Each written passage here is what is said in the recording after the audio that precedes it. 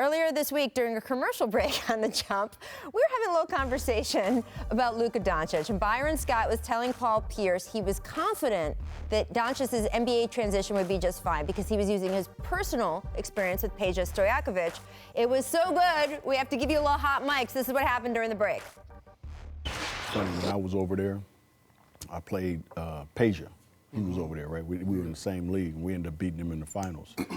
But he came to me and he asked me, he said, should I go to the NBA? I said, hell yeah. I said, listen, you want to go against the best. You're already best over here. I said, you can always come back here. Right. I said, but you want to play over there.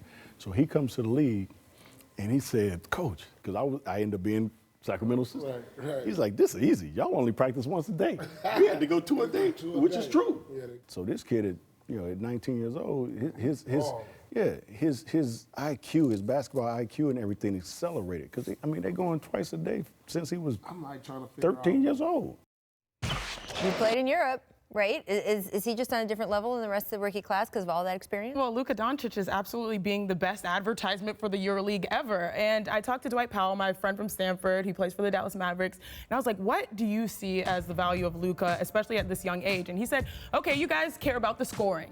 He's scoring almost his age, 19 and 20.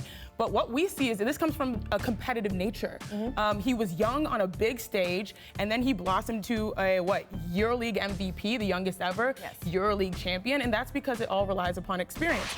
And it's also funny because we look at all the highlights, like what he did to James Harden, especially when he was guarding him. And to me, we see the highlights, but Dwight was like, what you guys don't see is the rookie adjustment. He's a guy that comes into huddles and is asking questions. And think about his ceiling when he's fully adjusted. We've gotten a good, nice little early taste. So a couple of things. First off, it's hard for me to believe he's 19, not because he's good, but just I've been hearing about him for 3 years. Yes. Secondly, Zion Williamson is going to be 40 by the time he's drafted. We've been hearing about him for so long. The thing about Europe is they only usually play 2 games a week, so there's a lot more time to practice. Apparently, according to Peja Stojakovic. Right. The other thing is, one of the things that European players historically have had issues with when they come to the NBA is the physicality. And the speed. Right. But where the league is now with the rules, there is less physicality than there's been any time in recent memory. True. Now, even if they were allowed to grab and hold, I'm not saying that Luka wouldn't still be a really good player, but he has come in a beautiful time where he doesn't have to deal with as much physicality as those before him. So it's just all lining up, and he's off to a tremendous start. And I don't know if this is going to pave the way for more Europeans because to be impact players immediately because he is such he is a unique black case. swan. Yeah. But certainly the moment on draft night where they made that trade. We were together. We talked about it. It could be one of the most important draft night decisions because the Tatum Fultz deal happened a couple days before. But in the fire on draft night. A couple years. Yeah. Oh, you mean? A couple days. I'm sorry. Before that draft. A couple days yes. before the draft. Yeah. Draft night could be one of the most important draft night decisions in a generation. The way it could affect those two teams. Well, we were doing a show. I don't know if you remember, but we spent 5 hours on TV together how during to pronounce draft night. Doncic. That's right. Night. That was a little tough. Through the 5 hours, Brian really grew on that front. You and never left your chair for 5 hours. I did not. And I was tuned in. In my glass house, I am not anyone to criticize on pronouncing names. But I will say it's interesting. We talked a lot that night about how Doncic to us. This guy was the MVP of the EuroLeague playing with grown men. It seemed a no-brainer that he wouldn't be evaluated higher than he was. True.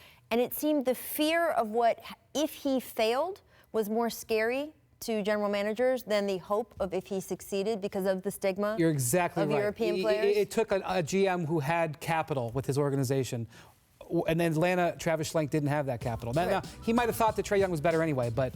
And look, we always have to remind people with the Trae Young, Luka Doncic trade, it's the opposite, right? So with the Tatum-Fultz trade, in essence, which is what that was, then Danny also committed some highway robbery because he got the pick. He got the pick in the Tatum for Fultz swap. In the Doncic-Trae Young swap, Atlanta got the pick. So which is getting worse every day. Well, yes. But even if you say, hey, that's an uneven trade, you're right. Atlanta has a little bit more on their pile. That being said, look, we love this kid all the way through draft season. I was shocked he didn't go higher, and I think he is proving to people that sometimes it's the chance you take as opposed to the chance you're afraid of. And it's the opportunity you get. That can be a reward. And the general manager, and that's not against DeAndre Ayton, who I think is going to be a great player. I really do. But the general manager who made that decision at number 1 doesn't have his job anymore, which is a whole other issue.